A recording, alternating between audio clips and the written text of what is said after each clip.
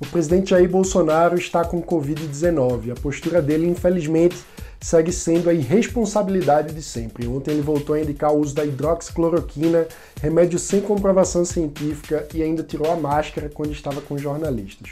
O detalhe é que agora diagnosticado desrespeito às recomendações médicas que signifiquem um risco de transmissão da doença é crime. Vamos falar sobre isso com Arthur Brito, Irapuan Santana, e ainda Tiago Mitrô trabalha para acelerar a reforma administrativa e Daniel Duque analisa o efeito do auxílio emergencial para as crianças pobres. Você ainda vai conhecer nosso líder Livres no Rio de Janeiro, Bruno Holanda. Veja agora o Livres Notícia.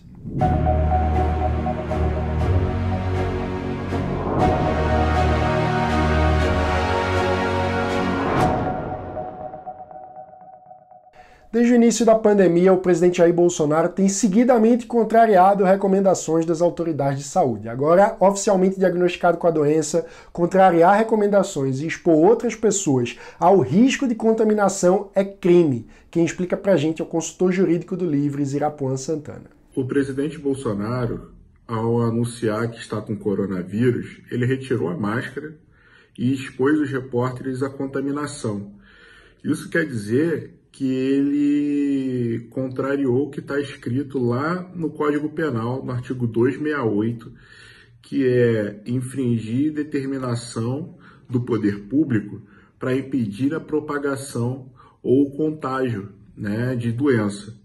Então, ao fazer isso, ele está aí correndo o risco de responder a processo criminal, após ele sair da presidência, e aí tem lá a possibilidade dele responder e ter uma pena de detenção de 1 mês a 1 ano, além de multa.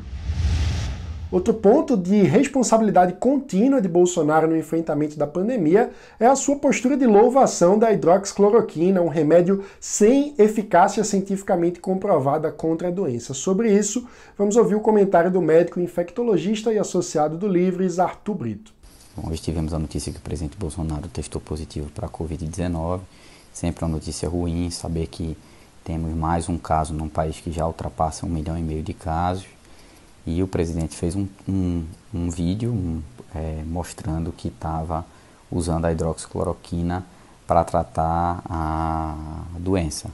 É sempre importante a gente dizer que, apesar de no início da epidemia a gente ter dúvidas sobre a eficácia ou não da hidroxicloroquina, a gente já tem vários estudos demonstrando que a medicação, infelizmente, não replicou esse efeito in vitro, em laboratório, com testes em humanos. A gente já tem testes para tratamento de casos leves, moderados, como profilaxia, para tratamento de casos graves, e em nenhum cenário a hidroxicloroquina foi importante. O próprio presidente fez a ressalva de que já existiam outras medicações. Certamente ele está se referindo à dexametasona, que essa sim tem ensaios clínicos randomizados, mostrando que possui um efeito benéfico contra o novo coronavírus em pacientes com quadros graves, moderados a graves, pelo menos necessitando de oxigênio. Isso acontece na virada da primeira e segunda semana, então o presidente Bolsonaro ainda não chegou nessa fase. A gente espera que quando ele chegar nessa fase inflamatória, ele não entre para a estatística dos casos graves também, que precise de hospitalização, suporte de oxigênio e intubação, e que ele, portanto, não precise utilizar a dexametasona. A maioria das pessoas fica bem, mesmo as que fazem parte do grupo de risco, com idade mais avançada e comorbidades, e essa é a nossa torcida para que aconteça com o caso do presidente Bolsonaro. Afinal, a ignorância científica não é fator de risco para a piora da doença, felizmente. Acho que é importante também manifestar nossa solidariedade ao presidente Jair Bolsonaro, o desejo de pronta recuperação. A gente espera profundamente que ele e sua família não passem pelo mesmo sofrimento que outros 66.741 brasileiros passaram até ontem.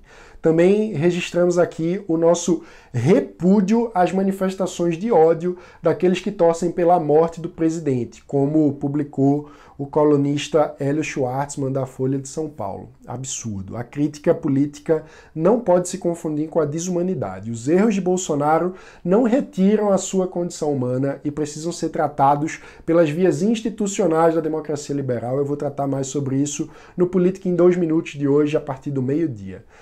Portanto, desejamos ao presidente o que desejamos a todos os brasileiros nesse momento: saúde.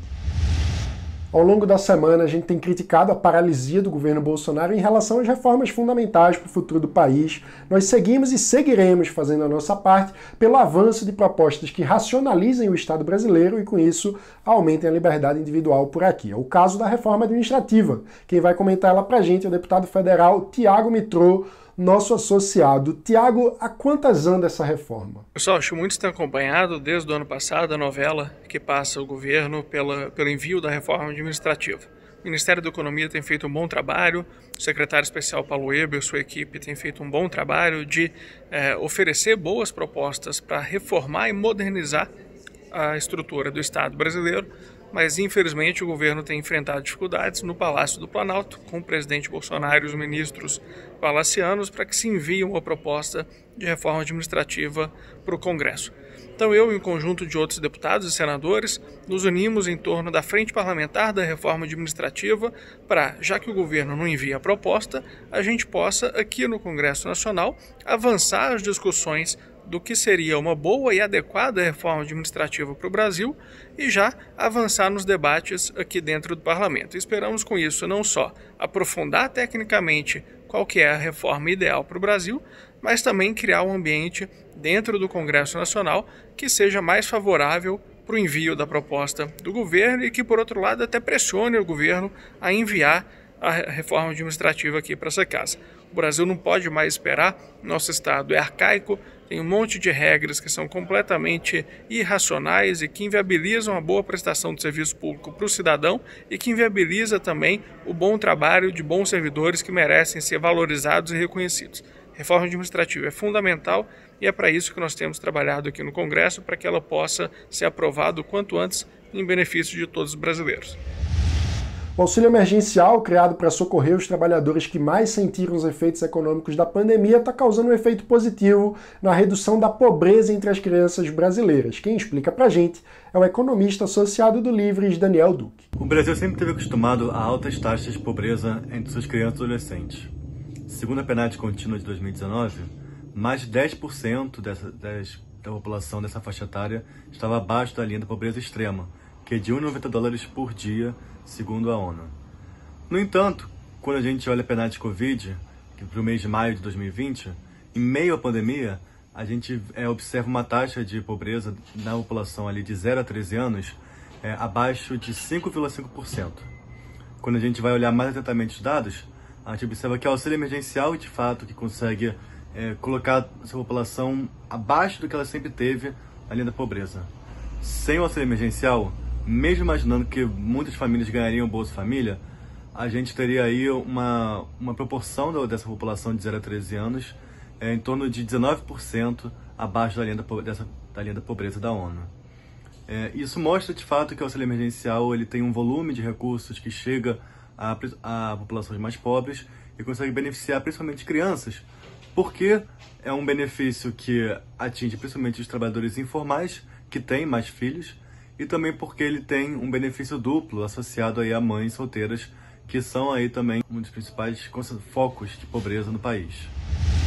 E agora chegou a vez de conhecer o sociólogo Bruno Holanda, líder Livres no Rio de Janeiro. Já fui coordenador daqui do Rio de Janeiro, no estado, e bom, as minhas bandeiras são simples. Eu quero que o Rio de Janeiro volte a ser protagonista na geração de cultura e num ambiente de negócios favorável para a nossa economia criativa, que sempre foi pungente aqui no Rio de Janeiro. Pessoal, amanhã, dia 8, às 20 horas, vou colocar mais tarde aqui o link no YouTube, eu vou participar de uma live a convite do Eduardo Passaia, onde falaremos sobre o Livres e sobre o liberalismo.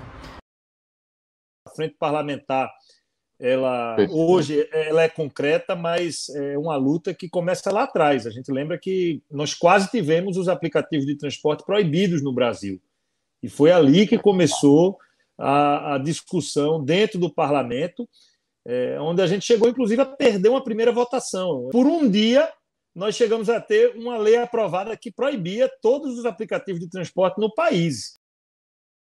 E a gente saiu de lá com um documento onde a gente solicitava que fosse criada uma frente parlamentar e indicávamos também o nome do deputado federal Daniel Coelho para ser o presidente dessa frente, porque a gente entendia que ele era, naquele momento, e hoje a prova está aí, clara, o deputado federal mais indicado. Esse foi o Livres Notícia de hoje. Não se esqueça, deixa aqui o seu like, se inscreva no canal e ative o sininho para não perder as notificações. Hoje à noite, o Livres Mercado vai debater políticas de transferência de renda com a Wanda Engel e a Maína Celidônio, sob o comando de Paulo Gontijo. Vai ser imperdível. Não perca a partir das 19 horas aqui em youtube.com/livres, e o Livres Notícia, como você sabe, de segunda a sexta-feira, sempre às 7 da manhã, traz para você os principais destaques do dia para quem defende a liberdade por inteiro. Obrigado e até a próxima.